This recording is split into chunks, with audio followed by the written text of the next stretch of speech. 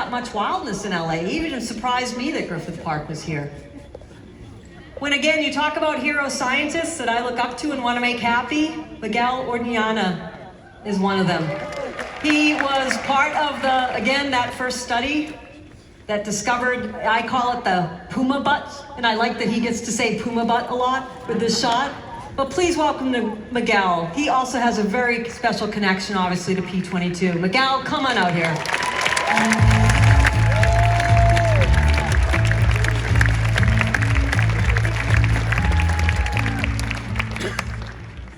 Thank you so much, Beth. Hola a todos. It's an honor to be here. There's that puma butt that we're referring to changed my life. There's a lot of memorable butt photos out there, especially if you search the internet. I don't recommend it. But that's by far the most impactful butt photo that has ever existed. And that photo and other photo, the other photo that I got of him and led to his discovery, there it is, was that discovery, that moment where I was introduced to P-22 and the world was introduced to P-22. And it changed my life forever and inspired me to be a better scientist, looking deeper within LA's urban core for nature and encouraging others to do so and do it in a more inclusive way. And also, I'm proud, of course, of his legacy to be a catalyst for habitat connectivity that is going to lead to a crossing that's going to save his population from extinction. But I'm most equally proud of his way of being a bridge between people and wildlife. And having the honor of taking my children through the park, that's my daughter, to see his tracks, to see his camera trap photos, photographing him for the past 10 years, to keep his story and urban wildlife front of mind. And it's been truly an exercise of putting myself out there, putting P-22 out there for the good of everybody, good of wildlife. And especially as a Latino coming from one of many communities that have been historically excluded from environmental education, conservation work, it's been an honor to have him be that bridge. And all these communities to rally behind his story and to talk about P-22 in their own way, in an accessible way for their communities, whether it's indigenous storytelling, either blogs, podcasts, children's books, they've all had an impact. And even in his passing, people have come together and had this sentiment, especially children, that wildlife is for everybody. It's not just for a privileged perspective to think that nature is in the city. That is everybody's right to have that perspective. And to see my children and other children have this sense of wonder that I didn't have the privilege to have is an honor. And even in his death, it being a unifying moment, people coming together, supporting each other, supporting wildlife more so than they did in the past, having difficult but very important conversations that are long overdue about how we best honor individual animals, both their cultural legacy and their scientific legacy in the right way. And I'll end with this, is that although we did fail P-22, we led to his demise, I'm hopeful. I'm hopeful because of all the kids I see here, because they're gonna be doing a much better job, that next generation, at protecting wildlife. And it's an honor to know that P-22 had a little bit to do with that. Thank you so much.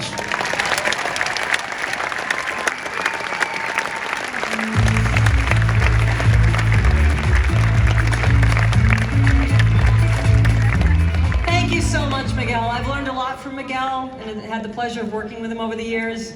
When I first read about the story of P-22 in the LA Times, he was one of the first people I called too. One of the things I love, again, about this connection theme is I get to work with a lot of schools.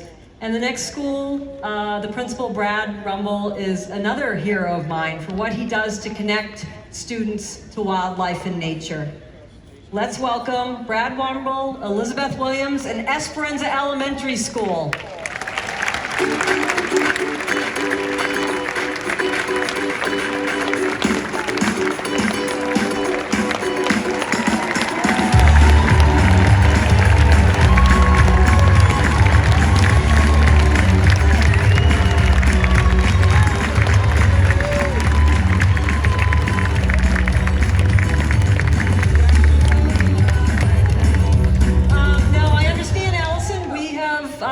before, you've spoken at other events, and you're going to lead us off, right? Okay, let's hear it. Hello, my name is Allison, and I'm from Esperanza Elementary School.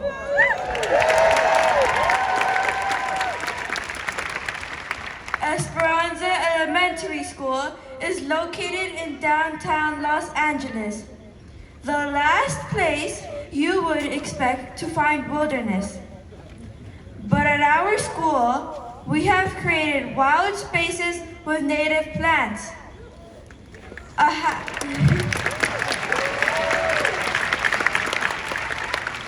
habitat for flora and fauna.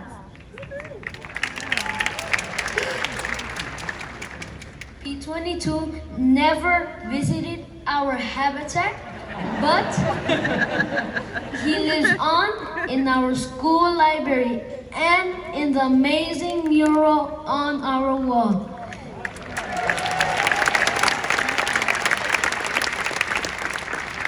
The students from Esperanza learned a lot from the life of P-22.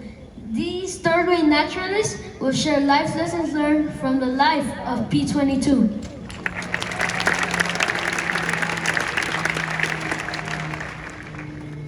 Hi, I am Daniel Ochoa, and I am so thankful for the life of P-22. Because of him, there will be a wildlife crossing bridge. So thank you,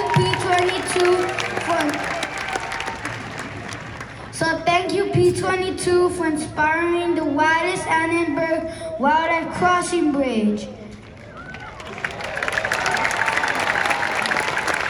And I also love my mom and dad.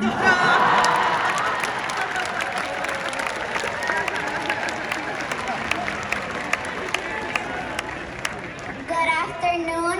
My name is Grace. P-22, you taught me and many others how to coexist. Coexistence is peacefully sharing our living spaces with wildlife.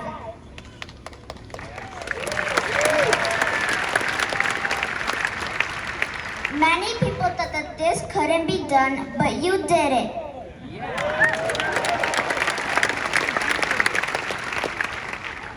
Good afternoon. My name is Dominga. Because of you, P-22, now I know how scientists gather their information about wildlife. They use stationary wildlife cameras, collars, and GPS trackers. They watch and learn from your every movement.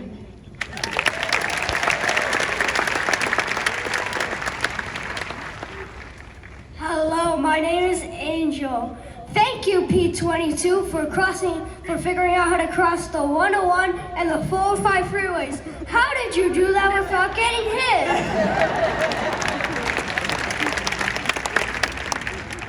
Now I want to be smarter, be a problem solver, and do things that have never been done before.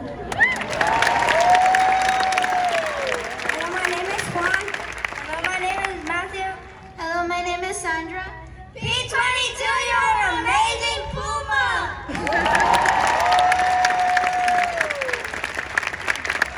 You helped all of us learn more about pumas and how they live. You inspired us to love nature and to be kind to all animals.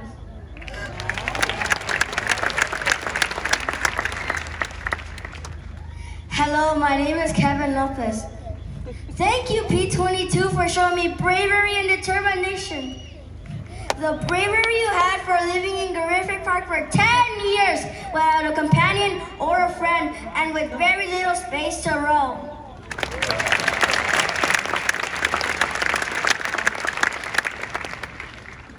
Good afternoon, my name is Sandy. P-22, even when you became sick, you taught me and others that things can look good but can be poisonous. Hello, my name is Ruben. P-22, you inspired me to become an architect so I could build more wildlife crossing bridges.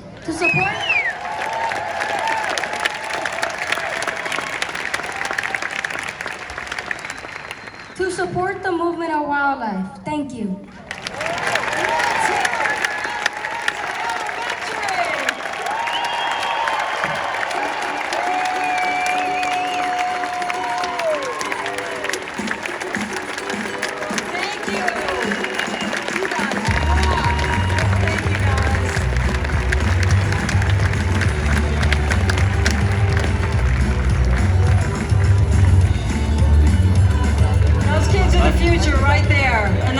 love is P-22 inspired them to be scientists or architects or just care about wildlife.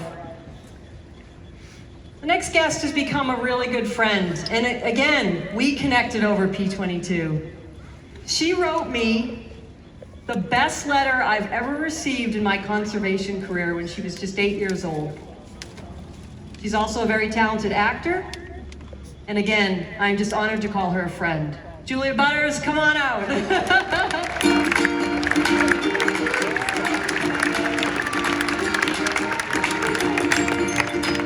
Wow, you're probably used to This music. Yeah, this is great. Wow. So Julia, yeah, I mean, you read about the story of P-22 and were touched. Do you want to talk about that a little bit? Yes, I was 8 years old when I first found out about the Hollywood icon P-22. It was like love at first sight. His sweet, soulful eyes pulled me under and I was hooked. After reading and learning about him and his story more, I found out that it wasn't just P-22 with a miraculous story. All wildlife in my eyes, they're all heroes. And our heroes need help. So I'm thankful that I found out about P-22 early so I can spend the rest of my life trying to help cougars and wildlife. P-22 is more than just a hero to me, though. He was a symbol of hope and courage, an irreplaceable reminder that anything is possible. He was such a tough cat, and he helped me and so many others with finding strength. He was a loner, and when I felt lonely or uncomfortable by myself, I remember that if a cougar could be so iconic and independent, I could try too. It is with love and sadness in my heart that I will never have the chance to meet him, but if I could, I would say, I will do my best to help. I will help carry your legacy and spread the word. I swear that I will try for you. You're a good boy. And Julia? Yeah. Woo! Do you want to read that original letter Yes. you wrote to me? I Thank think you you so brought much. it because it was such a great letter. Thank you so much. All right. Pocket situation. They gave me a handheld mic. All right. To whom it may concern, my name is Julia Butters.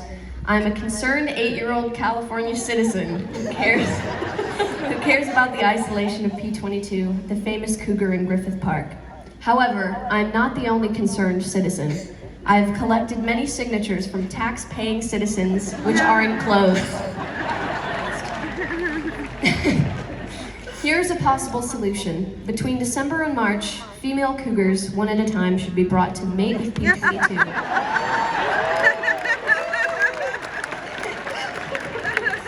The pregnant female could be brought back to her own habitat. Here she could give birth to her young and do what a mother cougar does. Another possible solution would be artificial insemination. I was 8 years old. Yes. More information on this subject, please see, and then I proceeded to write out the entire link on artificial insemination. I respectfully request specific information on what you are doing for P-22 and what you are doing to increase the diversity of pumas. Also, please address the plausibility of my two proposals. Gratefully, Julia Butters.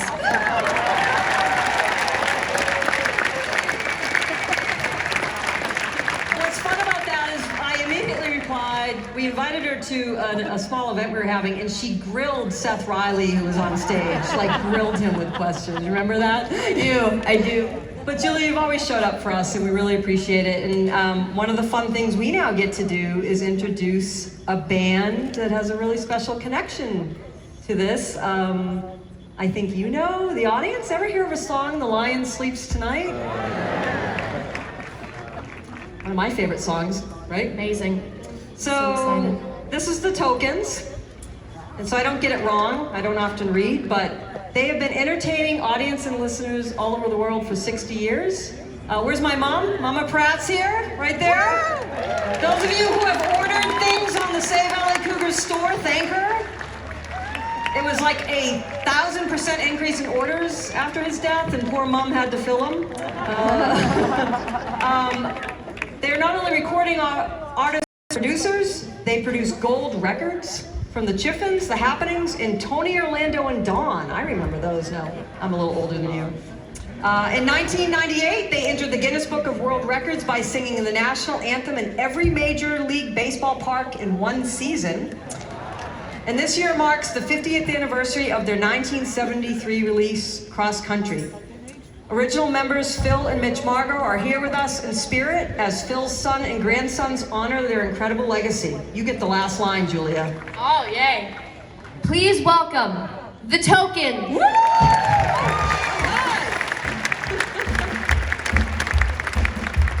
Good afternoon. We are so incredibly honored to be here today to honor this majestic creature, P-22. Before we sing our little ditty about the lion, we'd like to do our first hit record for you, called Tonight I Fell in Love. Okay, so I'm gonna need everybody's help. Okay, we got a little clap snap thing going, and if you all could rehearse with me, that would be wonderful. So it's ready? Clap, clap, snap. Clap, clap, snap. Clap, clap, snap. Clap, clap. Okay, you'll know when to do that, okay? Okay, thank you guys. All right, you guys ready? Nico?